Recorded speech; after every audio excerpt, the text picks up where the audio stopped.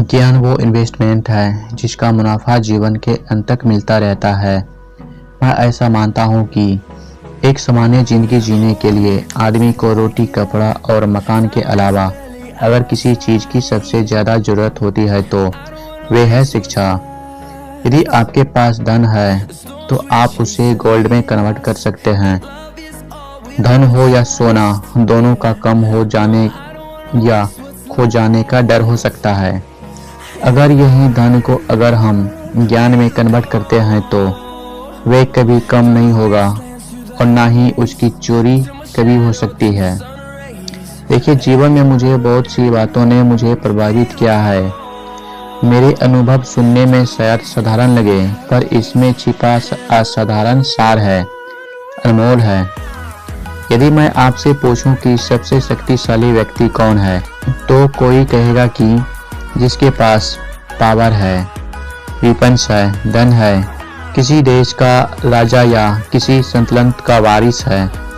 मेरा ऐसा मानना है कि वेपन्स मुनि किसी को शक्तिशाली नहीं बनाते हैं, या अगर बनाते भी हैं तो कुछ समय के लिए बना पाता है। दौलत आज होगी, कल नहीं होगी। वेपन्स का ज्ञान तभी तक काम आएगा जब तक वे वेपन्स चलता है, पर शास्त्र का ज्ञान कभी भी नहीं रुकता और कभी भी अप्रचलित नहीं हो सकता है। शास्त्र का ज्ञान शस्त्र ज्ञान से अधिक प्रभावशाली, असरदार और शक्तिशाली होता है।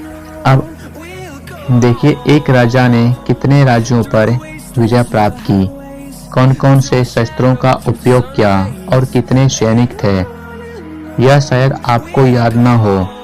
पर जियो की खोज किसने किया, बल्ब की खोज किसने किया, हवाई जहाज का खोज किसने किया, राष्ट्रगान किसने लिखा, ये सब आपको जरूर याद होगा। इतिहास गवाह है कि एक राजा अपनी शक्ति के बल पर केवल वहीं तक पूजा जा सकता है जहां तक उसका साम्राज्य फैला होता है।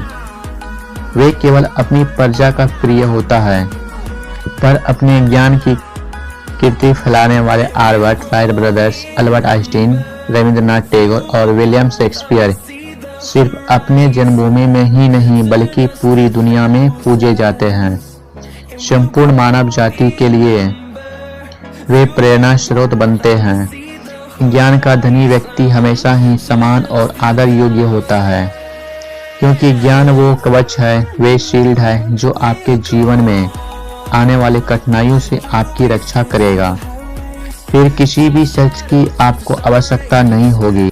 दो चीजें इंसान अपने जीवन में सीख लेता है तो वे उसे कभी नहीं भूलता है। एक है तैरना, दूसरा है साइकिल चलाना। सालों बाद भी अगर आप इन क्रियाओं को करेंगे तो कभी भी इन बातों की चिंता नहीं होगी कि आपको तैरना या साइकिल चलाना नहीं याद है। आप इसे पूरे आत्मविश्वास के साथ कर लेंगे। काश हम पढ़ाई भी इसी नजरिए के साथ करें। जब आप ज्ञान की तरफ बढ़ेंगे, अंक आपका पीछा करेगा। इसलिए महाभारत में जब गुरु द्रोणाचार्य ने एकलव्य को अपना शिष्य मानने से और अपने गुरुकुल में लाने से इनकार कर दिया था, तो एकलव्य ने क्या किया था? अपने गुरु की प्रतिमा एक मूर्ति बनाई और केवल उस प्रतिमा से प्रेरणा लेकर ही धनुर्विद्या सीखने में वही सफलता प्राप्त की जो बाकी योद्धाओं को गुरु द्रोणाचार्य के गुरुकुल में रहकर हुई। उस प्रतिमा के रूप में एकलव्य को हमेशा अपने गुरु के पास होने का एहसास था, और जब गुरु साथ में हो तो सफलता हासिल करने से आपको कोई भी नहीं रोक सकता।